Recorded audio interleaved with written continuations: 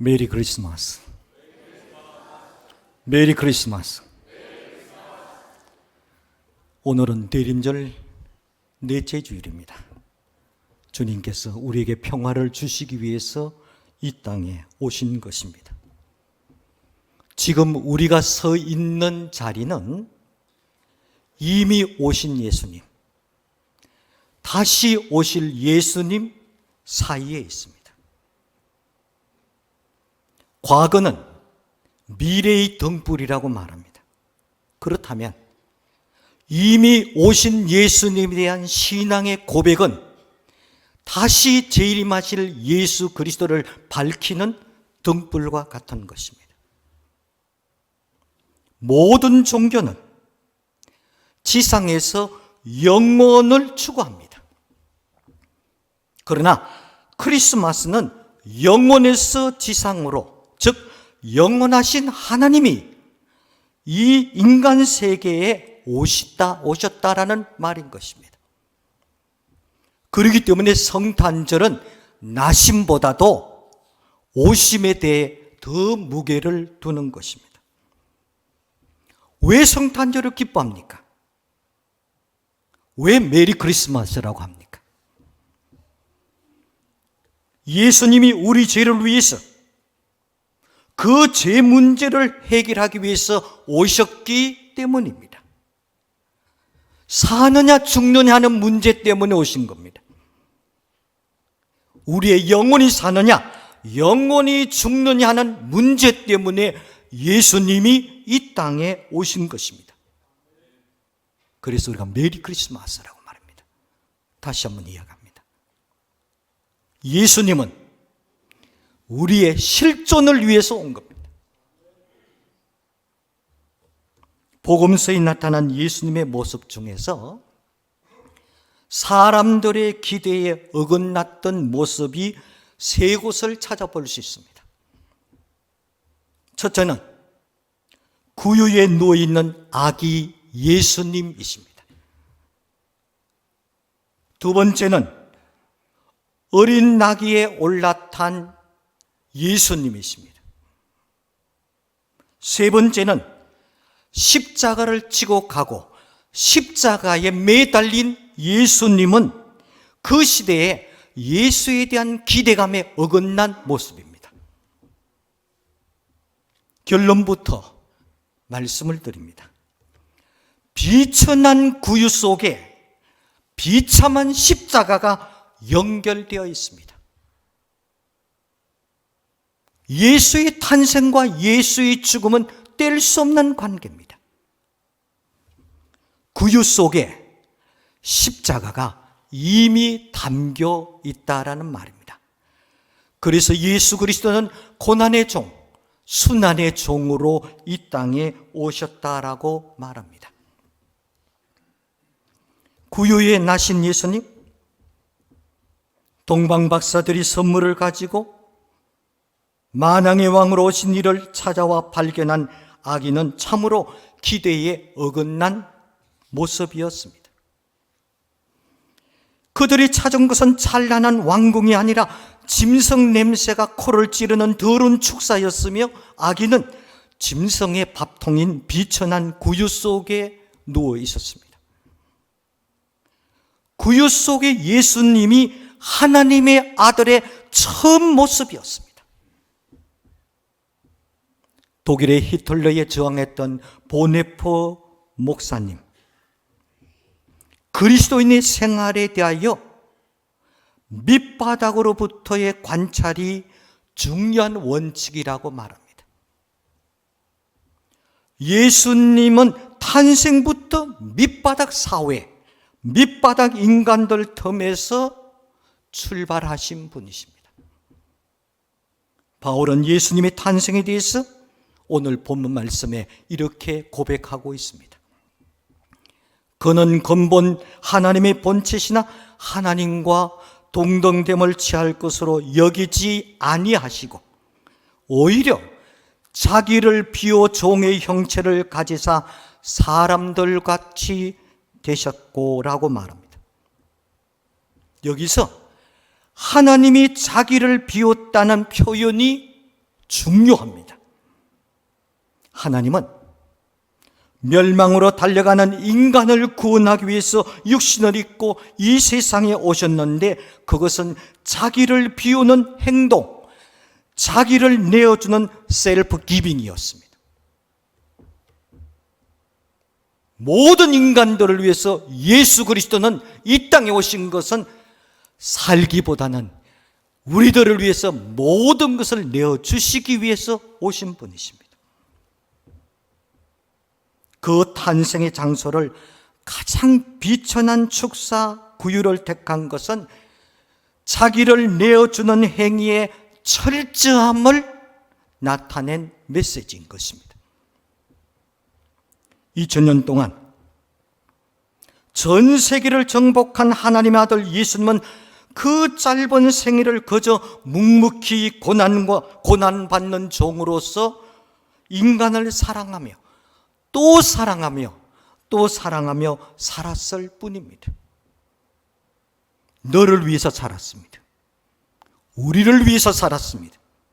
죄인들을 위해서 사랑하신 겁니다. 살았던 분입니다.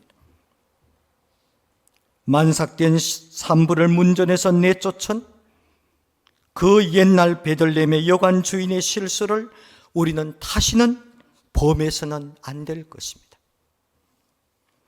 하나님께서 자기를 철저하게 내어준 사랑이 우리가 믿는 예수님이라면 우리 생활도 굶주림과 외로움과 차별 억압 속에 사는 밑바닥 인간들을 위해서 나를 비워내어주는 겸손과 사랑이 생활화되어야 될 것입니다. 그것이 궁궐의 침대가 아니라 축사의 구유에서 출발한 아기 예수님의 메시지입니다.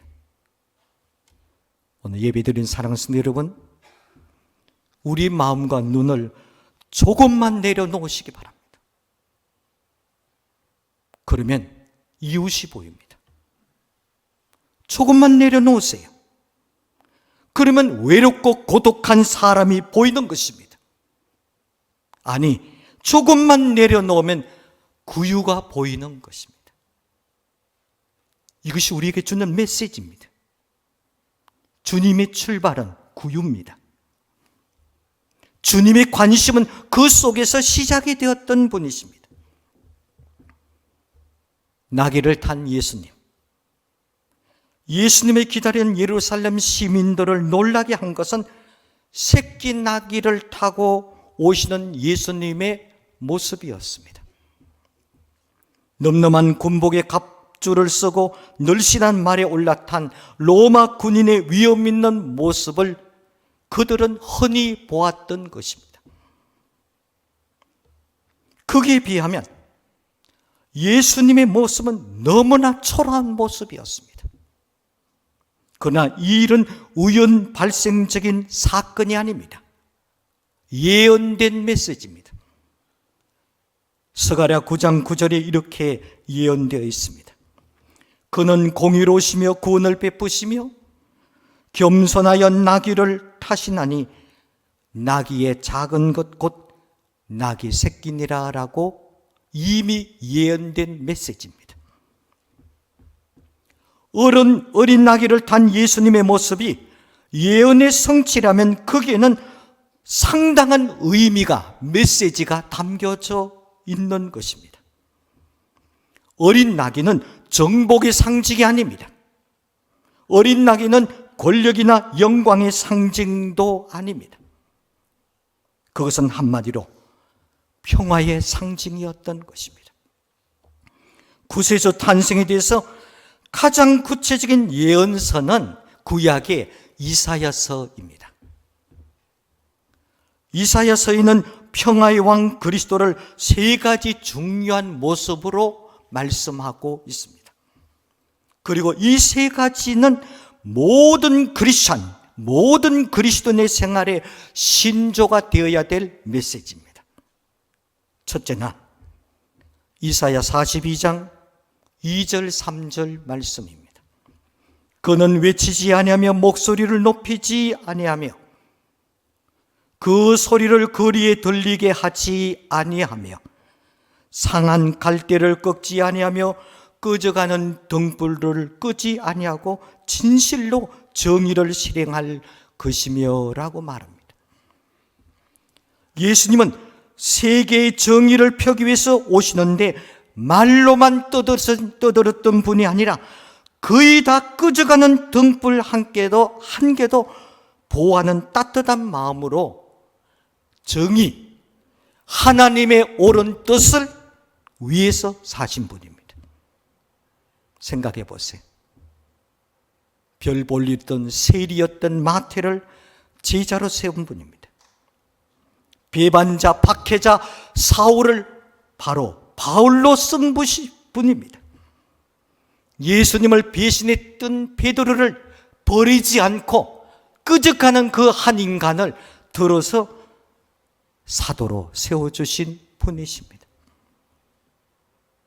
두 번째, 이사야 40장 3절 말씀입니다. 외치는 자의 소리여 이르되 너희는 광야에서 여호와의 길을 예비하라. 사막에서 우리 하나님의 대로를 평탄하게 하라라고 말합니다. 사막 속에 하나님의 하이웨이를 닦는 것이 그리스도의 일이었고 그리스도의 생애 전체였습니다. 그리스도는 그 자신이 길이었습니다.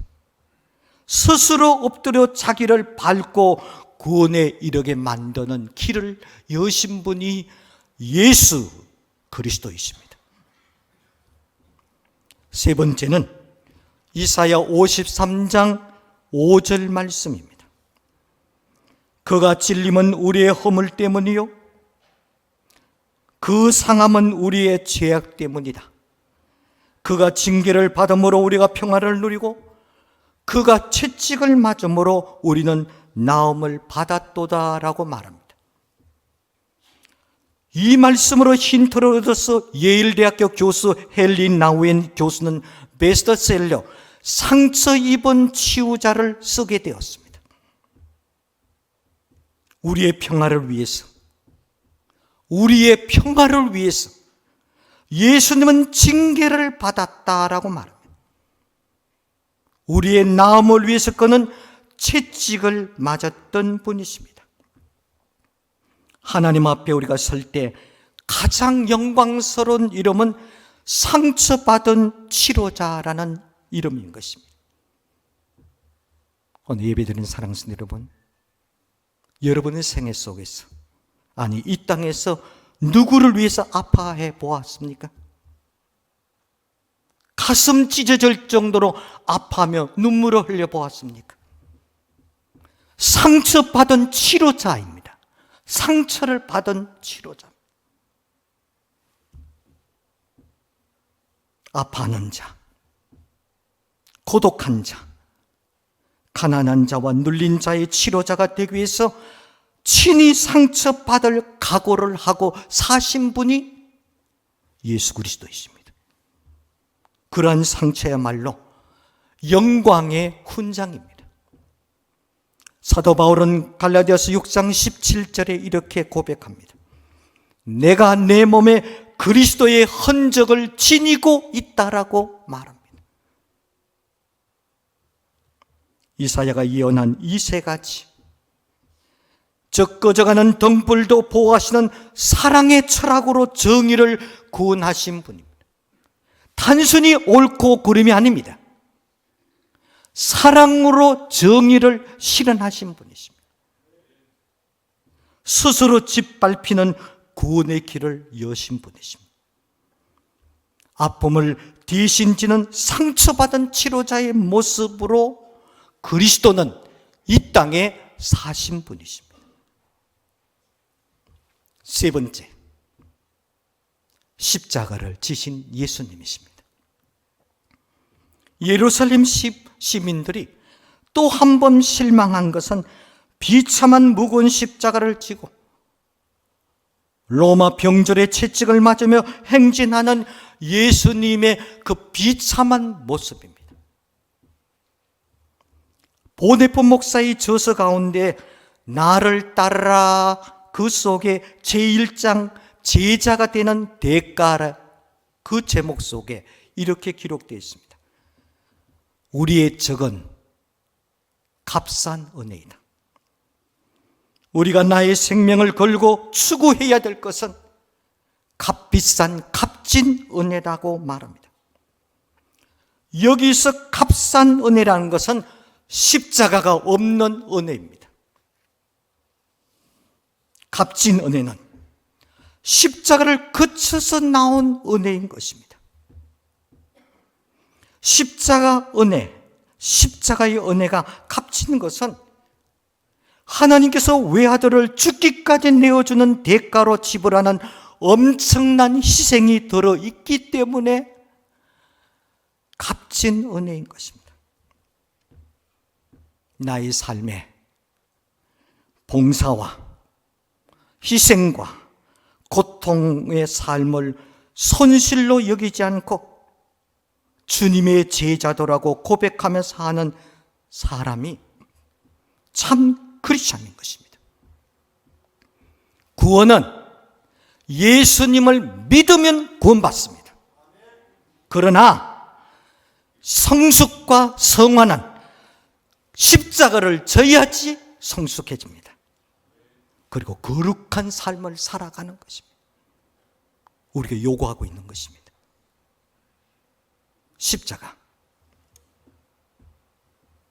십자가는 참 이상합니다. 지는 자는 가벼워지고 피하는 자에게는 점점 무거워지는 것입니다. 힘드는 것입니다. 십자가를 내가 진다라는 말은 날마다 내가 죽는다라는 말입니다. 내가 주님을 위해서 포기해 봤습니까? 내가 예수를 믿는 신앙 때문에 내려놓는 아픔을 경험해 봤습니까? 희생, 포기, 자기 부인, 깨어짐, 내려놓음. 십자가에 일어난 사건입니다. 날마다 죽는 자라야지 신앙이 변질되지 않고 변화의 과정 속에 들어가는 것입니다. 예수님처럼 최후의 죽음을 이기고 영생을 얻을 수가 있다라는 말인 것입니다. 조금만 내려놓으시고 조금만 내 자신이 주를 위해서, 너를 위해서 내가 아파하며 깨어질 수만 있다면 거기에 십자가의 놀라운 역사는 오늘도 지속되고 있는 것입니다. 중국 선교 역사를 보면 1949년도 모태통이 정권을 잡은 후 예배 금지 명령을 내렸습니다. 성도들이 300명이 모여 공동농장을 경영하는 불악이 있었습니다. 그들은 명령을 거스려 예배를 지속적으로 드리고 있었습니다. 그러나 어느 날 공산당원들이 나와 예배를 계속 드릴 때 매주일 한 명씩 총살할 것이라고 위협을 가했습니다. 그 다음 주일이 되었습니다. 이들은 여전히 예배를 드리고 있었습니다. 총을 든 당원들이 몰려 들어왔습니다. 그때 장로님 한 분이 자발적으로 뛰어나가면서 이렇게 외칩니다.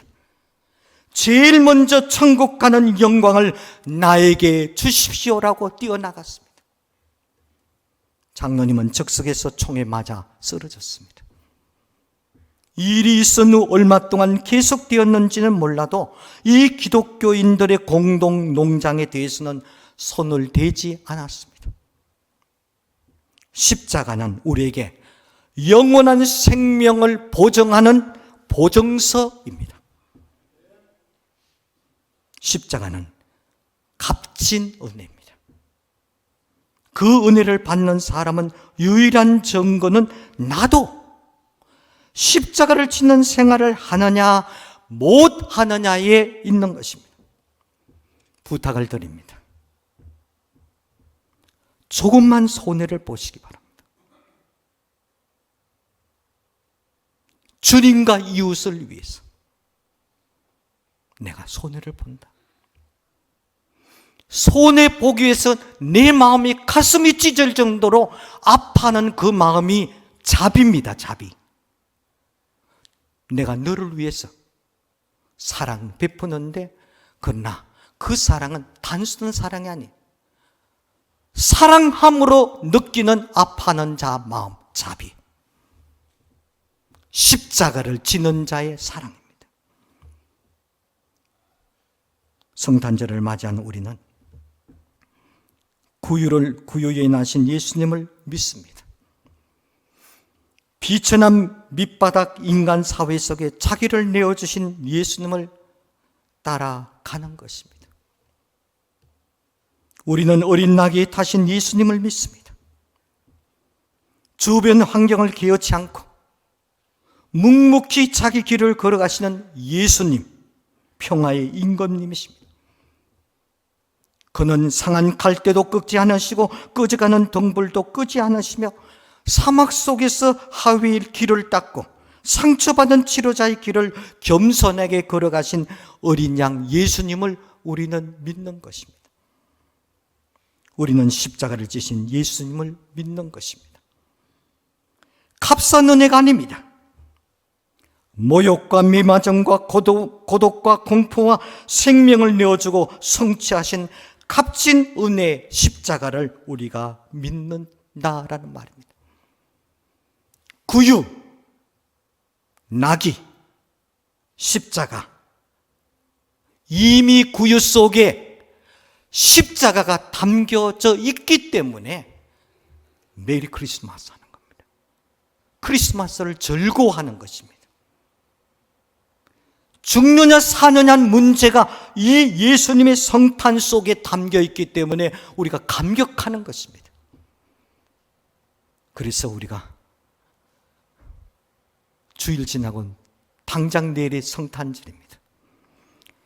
그냥 계속 교회에 나와야 되냐?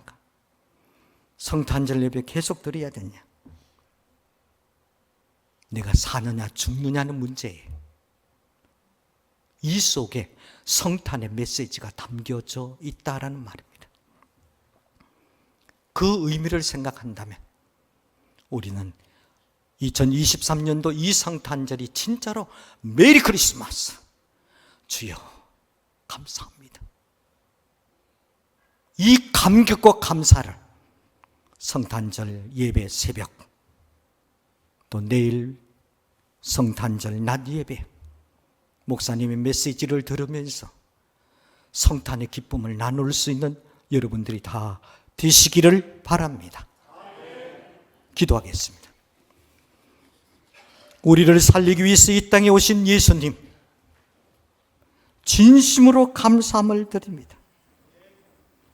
이 성탄절을 맞이하면서 조금만 더 마음과 눈을 내려놓아서 어려운 이웃을 볼 수 있도록 주님 도와 주옵소서. 삶의 힘든 자들에게 주님의 평화를 전할 수 있는 상처받은 치료자가 될 수 있도록 우리에게 믿음의 성숙함도 허락하여 주옵소서. 살아가면서 나 자신을 십자가 뒤에 숨겨놓고 주님과 이웃을 위해서 희생, 헌신, 손해보는 인생을 살아가는 성숙한 성례교회 예배 가족들이 다 되게 도와 주옵소서. 예수 그리스도 이름으로 기도드립니다. 아멘.